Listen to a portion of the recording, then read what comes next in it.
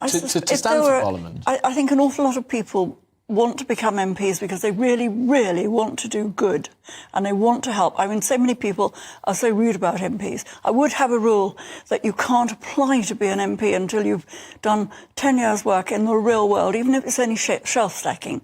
Just be out there. There are too many MPs now who've never actually worked other than in Parliament or around Parliament, and I think that's not good. I think in 1997, there were only two of us had actually come from an authentic working-class background. Clive Efford had been a cab driver, and I'd been a bus driver.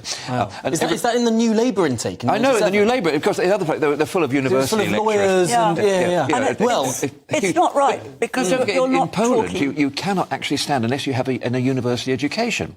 Which is crazy. Which is the wrong way round, really. It's absolutely crazy. Let's pause this here, because there is one man who is pretty proud of the fact that he's not always been in politics. Of course, he worked in business before getting involved in metals trader. Not one, but three now political parties, I suppose. Nigel Farage, the GB News presenter and honorary president of Reform UK, joins us now. Oh, good. Nigel, thanks for... I don't know if you're still running on American time. I know you've recently got back from the United States, but thank you for being up for us.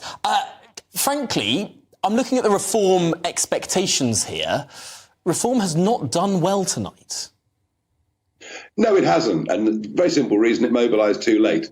You know, when you call a by-election like this at very short notice, and when there are 24,000 postal votes in the constituency, unless you move incredibly quickly, you are behind the curve.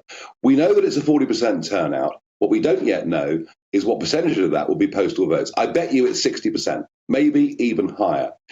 And by the time Simon Danczuk had mobilised his campaign, a local independent candidate had set himself up for the anti-Galloway vote and has clearly done very well. So no, not a great result for Reform, you're quite right. However, a very deeply disturbing, worrying vote for British politics and for our future. And as you well know, Tom, for the last few weeks, I've been saying sectarian politics has arrived. People voting purely on religious lines. I'm told from the count, there were some wards where when the boxes were opened, it was 95% Galloway. And here's the problem. If you have mass postal voting, people get signed up for votes. Literally, they're collected from the door minutes after the postman arrives. It is open to threats. It is open to intimidation. I have tried repeatedly over the last decade and more to say, if we want good election results, if we want to get intimidation out of British politics, we have to go back to postal voting as it was before Tony Blair became PM. This will be a victory for Galloway achieved on the back of postal votes. That is an extraordinary piece of news that you've brought us, if it turns out to be true, that in some of these boxes it seemed like 95% of the votes were going Galloway. These are North Korean levels of support, Nigel Farage.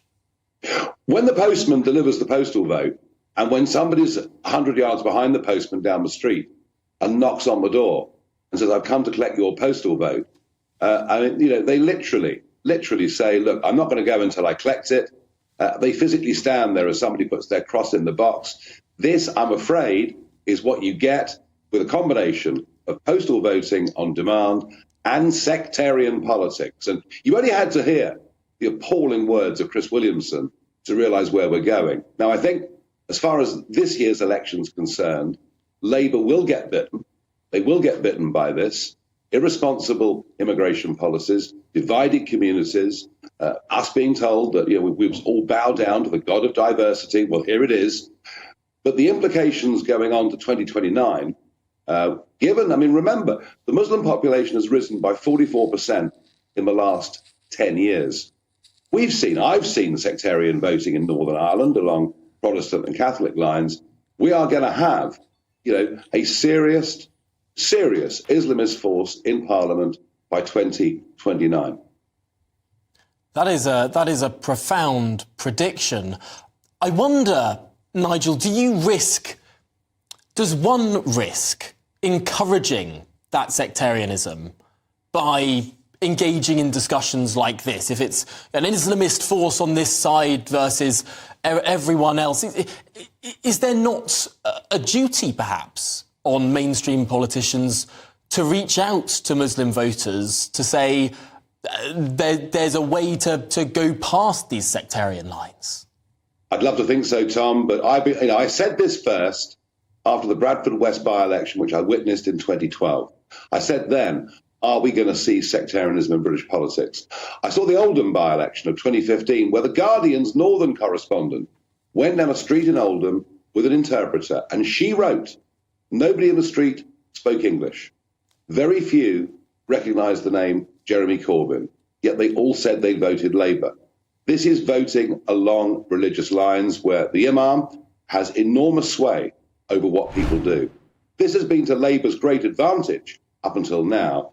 It is, I think, in the next few years, going to come back and bite them. And of course, I don't welcome this. I think it's a catastrophe. I think a by-election campaign that we've just seen, in which Simon Danczuk was threatened with a bullet in the head, where a local woman running a burger van who'd put up a Danczuk poster was told they'd burn the van down.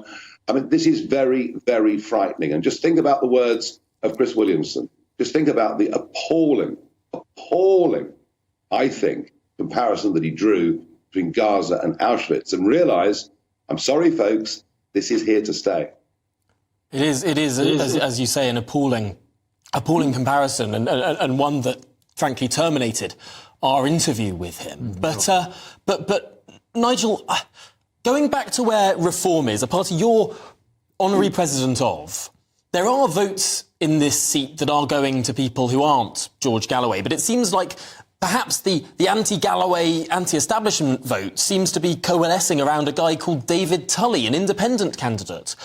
Should Reform have selected a different candidate?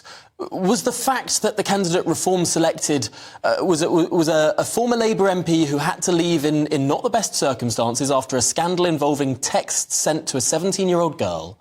Was that a bad move for the Reform Party? Was that a bad candidate selection? It's possible that that's a factor, but the real factor is they were too late. I repeat, they were too late. Once those postal votes... I mean, don't forget, this by-election ended 2 weeks ago. This was over 2 weeks ago because of the weight of postal votes. And Danczuk came to this by-election, this very short, quick by-election, relatively late. That was the biggest problem. Plus, Reform's problem is that it can fight an air war in a general election. It doesn't really have the troops and the organisation yet to fight a by-election on the ground effectively.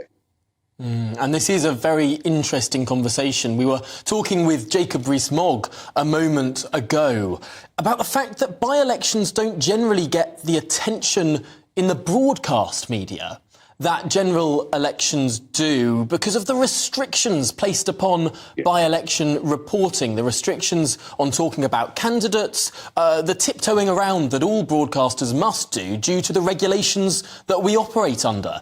Is there a case for liberalising those regulations during by-elections, during the Purdah period, in order to examine exactly what's going on? There is perhaps a case for it. I mean, I have to say, I've been deeply frustrated over the course of the last week, not being able on my show on GB News to give reports of what I've been hearing directly from friends on the ground. But remember, by-elections they're like massive artillery wars. People pile in huge numbers of troops on both sides, and houses sometimes get 20 or 30 leaflets during a by-election. I can remember going back as UKIP leader, well-fought by-elections and the candidate gets 6 or 8%, and then a paper candidate in a general election in the same seat gets 16% or 18%. So by-elections are very, very different. It's clear that a local businessman who's popular and well-known has got the anti-Galloway vote, and that's interesting. But frankly, nobody really is going to be analysing the score that the Conservatives, the Lib Dems or Reform got.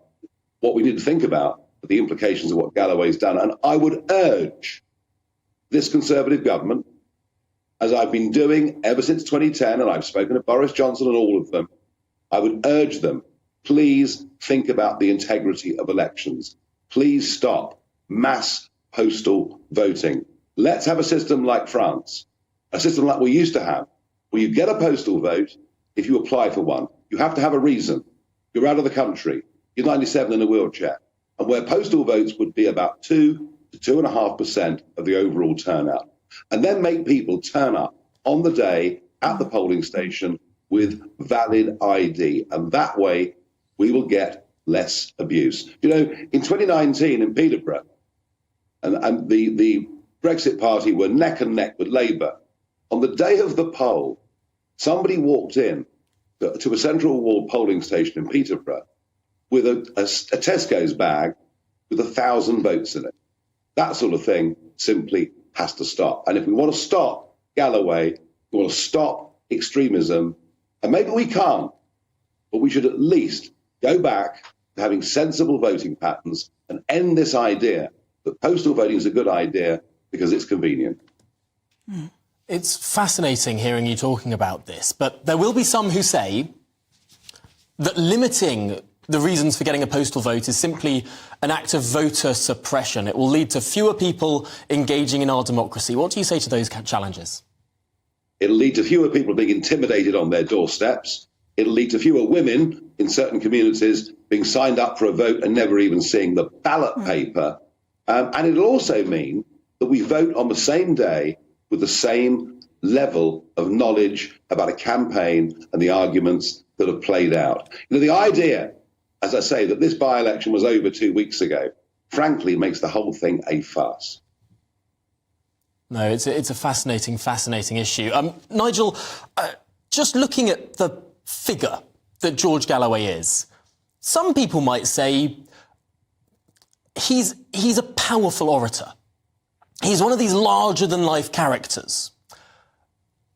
Does the House of Commons need more people like that? Because I remember sitting next to you here at this desk at the last by-election. You had some pretty choice words for people that were elected for the Labour Party who you described as perhaps not the greatest orators in the world.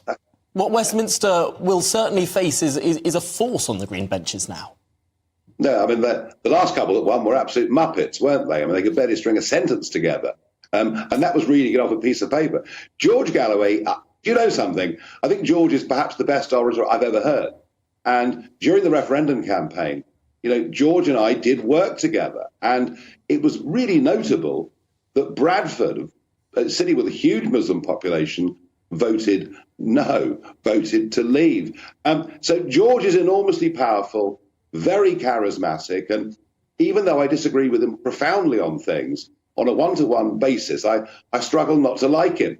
But I'm afraid he is now using that power, that ability, that personality in a way that will divide our country horrendously. Now, I'm old enough, Tom, to remember what sectarian politics looked like in Northern Ireland, and I now fear it's come to England.